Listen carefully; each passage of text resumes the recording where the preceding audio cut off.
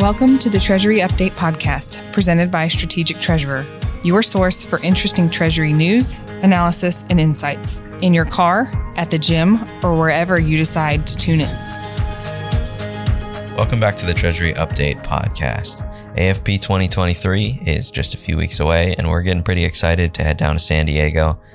San Diego is the first AFP that I attended, so it's nice to be back full circle. Today, we wanted to take a little bit of time to share what Strategic Treasurer is doing out in San Diego. So joining us today, we've got 3 Strategic Treasurer employees, not including me, of course. I'm Jonathan, Media Production Specialist here at Strategic Treasurer. And joining me today is starting off with Craig. Welcome to the show, Craig. Hey, John. So, are you excited for AFP? I am. There's always a little bit of trepidation about how much work goes into preparing for it, but it is so good to see so many people to connect and reconnect with old friends and to connect with new people. So yeah, I am excited. Yeah, I think at the end of AFP every year, everyone's like, we're not doing that again. And then 1 month later, we start planning for it. So. Well, I'm an extrovert, and it gives me a lot of energy to be at those things. So I'm like, let's do another one. Can't we do one next week? Yeah, it pans out pretty good. Okay, so first of all, everyone's wondering, did you get the San Diego hotel to let us fly our AFP Strategic Treasurer flag? Now, probably there's like 5 people who remember that. Back in Chicago, we rented out a luxury hotel. It was a mansion. Maybe it wasn't a luxury hotel. It was a mansion. And they allowed us to put a flag up, and people commented on the flag. So, no, we haven't even asked if we could fly a Strategic Treasurer flag on the hotel. Okay. I don't know if we can find that flag, but we hadn't thought about that. Maybe we should put that on Kai's list. Yeah, or at least hang it in one of the windows so that when people driving by, they know where we are. Do you have a flag? You don't have a flag?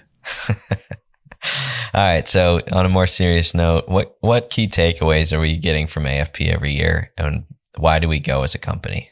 Yeah. So a couple key reasons from a relationship perspective. Existing relationships, it's a forum where you can meet a lot of our existing relationships all at once versus flying all over the country to meet that many people. It'd take us weeks to do that. So it's existing relationships, establishing new relationships. It is the key place to be for Treasury in North America. Second, on the learning front, we meet and see new companies. We hear new ideas. That comes from conversations, from sessions that we attend, educational sessions, as well as from places like our breakfast hot seat. We have 2 hot seats where there's panel discussions on this year on a couple other topics, but it's to learn too. Gotcha. Every single year, there's a theme. I think it was about 2 years ago. Everyone was just saying faster payments, faster payments, faster payments. You don't want slower payments. What do you think the theme will be this year? My guess is there's going to be a lot of talk about AI, and there's going to be a lot of talk about liquidity issues or challenges. The practical side of technology will certainly be in play. AI certainly will have quite a bit of airtime. It's been a buzz for quite some time. APIs might do more than that, or AI. So, yeah, one of those is probably the key themes. I wish there was more talk about counterparty risk management and perhaps the economy, but I think it's going to be on the tech side. Okay, so you're going to have to put in an initiative to talk about counterparty risk management.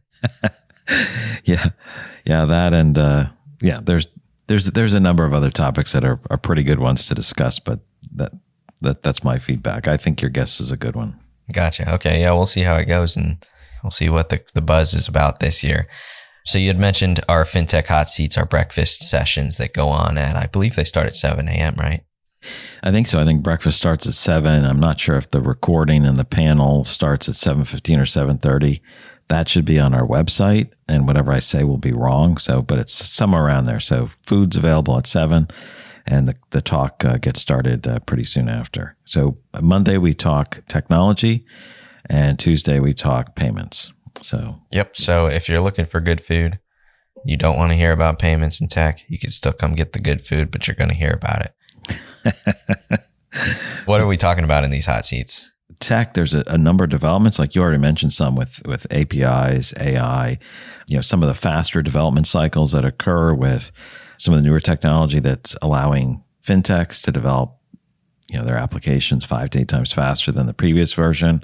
Interoperability, whether you call it open banking, embedded treasury, those are some of the things that are going to be discussed. Same thing too on the information side.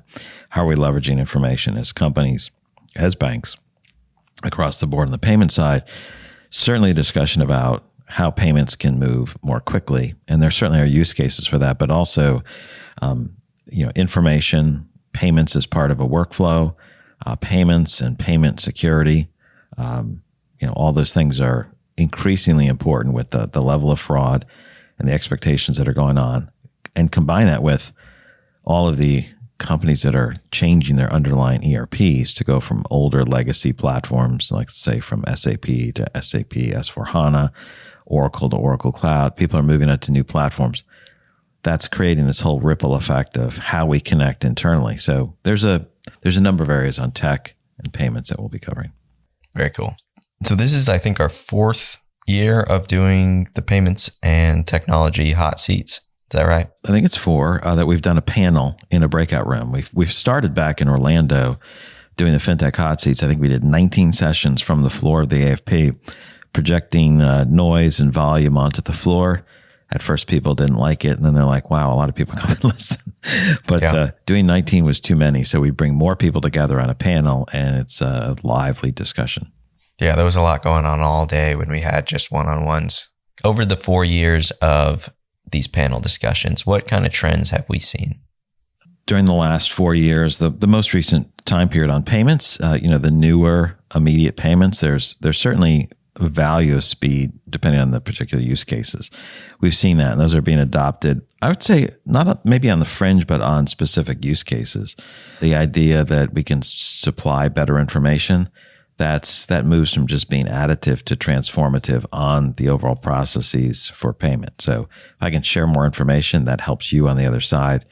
It creates, less defects. The process is better because you know what I'm paying you. You can apply it, you can forecast it, better information, faster information, more complete information helps both parties significantly. That's certainly a key trend. The other trend is, payment hubs, payment hub functionality. This is, we are at the beginning part of the decade of payment growth. Fraud is having a big impact on that. New payment methods, changing systems, and about 4 other factors are really driving this movement to more robust payment channels. And we see that taking at least a decade to move through the range of companies, from commercial size companies to large enterprise global companies. That's a key thing on payments. On the tech side, some of the trends, the rapid growth of API use. Now, the rapid growth has been a low percentage of banks who are offering it, but it's growing steadily and significantly so far, and we expect that to continue over the next few years for sure, and being adopted as tech providers and banks connect. I already mentioned embedded treasury. This interoperability is a real recent motto. Far more cooperation and ecosystem discussion between banks and fintechs than disintermediation and disruption conversation. So much more collaboration there. And I already mentioned the development speed continues to accelerate. Development times, tend to be 5 to 8 times faster with some of the newer tech than the older tech. And so there's a huge amount of promise here. Change is dramatic. Those are on the tech side. Some people are wondering where we are in the exhibit hall. Our booth is 2233. So 2233 or 2233, whatever you like to be. We're on the main aisle. And as you come in from the main entrance, you get to the main aisle, turn right, and we'll be on the left-hand side down towards that end. How will people recognize our booth? Well, we don't have a flag, but we have a giant spinning, I don't know what you call it, some kind of oval sign that's up top. Hopefully it'll be spinning. Last year they said they couldn't spin it because of some other malfunction. But it's a round sign that says Strategic Treasure. It'll be the place where fun happens. Kai's going to probably share some stuff that she's got planned this year.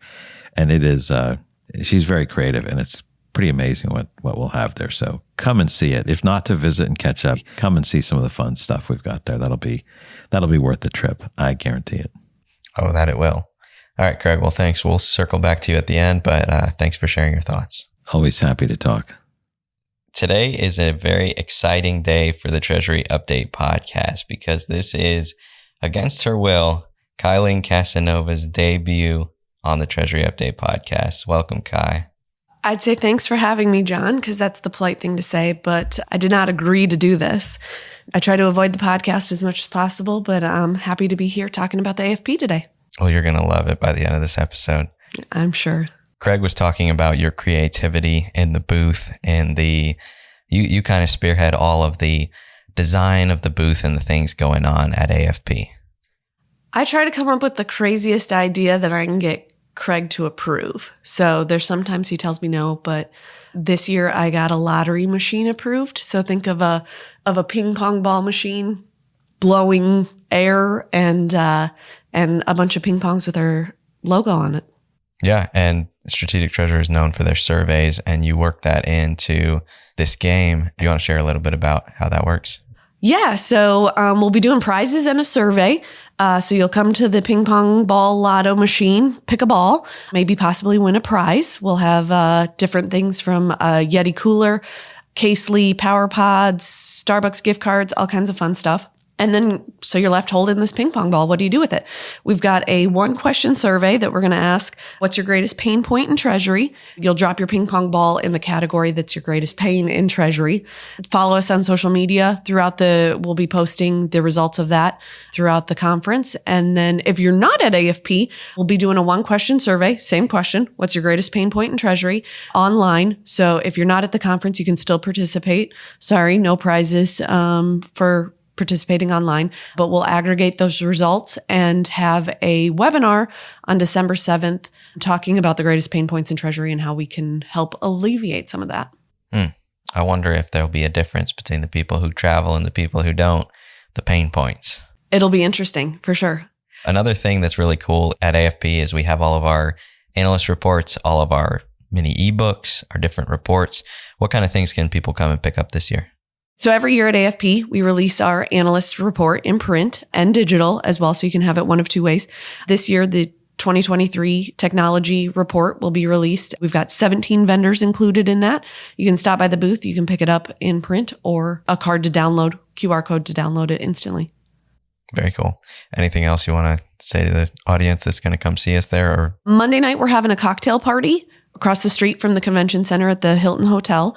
We're co-sponsoring that with Deluxe and GPS. We're excited to, at the poolside lounge. It'll be a beautiful evening outdoors in San Diego. So stop by for a few minutes for hors d'oeuvres, drinks. We'd love to see you. It's poolside. Is it attire swimsuits or suits? Definitely a suit for you and not a swimsuit. Okay. Sounds good. Well, thanks for sharing all this info, Kai. Thanks for having me, John. Now we're here with Brian Cockrum, our Director of Marketing here at Strategic Treasurer. You've done a lot of work getting people on for the 2 events that we have going on during the middle of the day at AFP. What kind of events do we have and what can people look forward to? That's a good question. So we've got a number of events. Some are corporate facing and others are what we think of as provider facing. So banks and fintechs predominantly.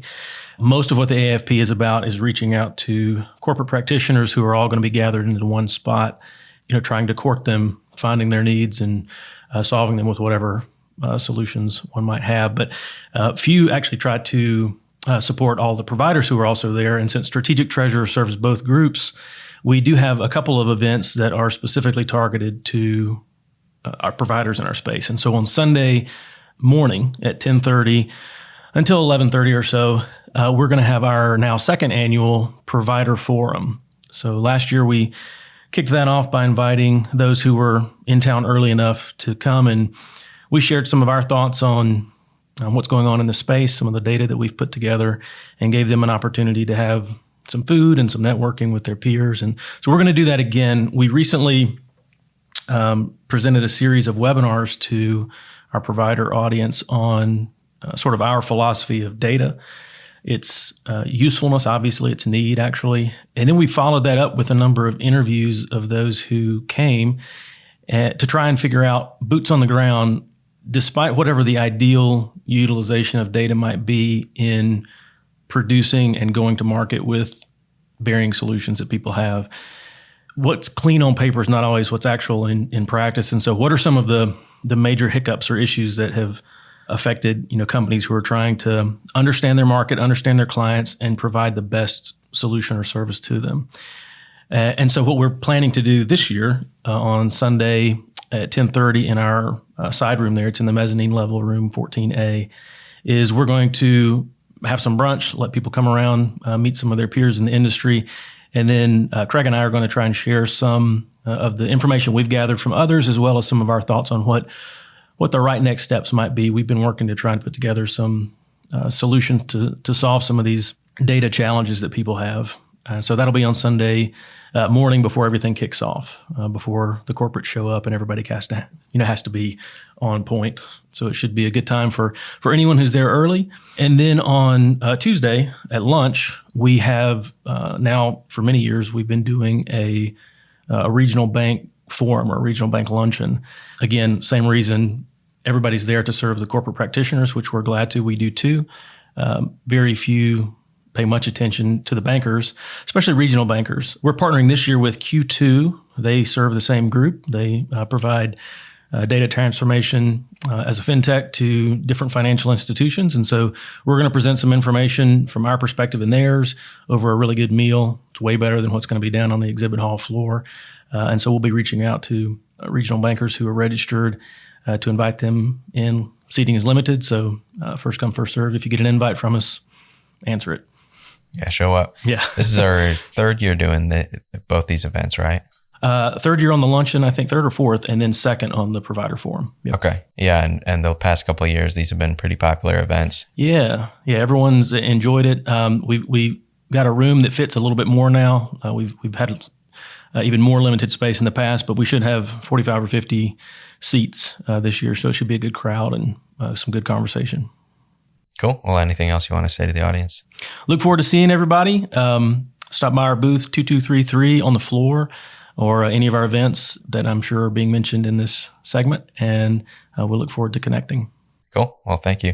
Thank you. Now we're going to jump back to Craig. Craig, do you have any final thoughts and things you want to say to people that are coming to see us at AFP?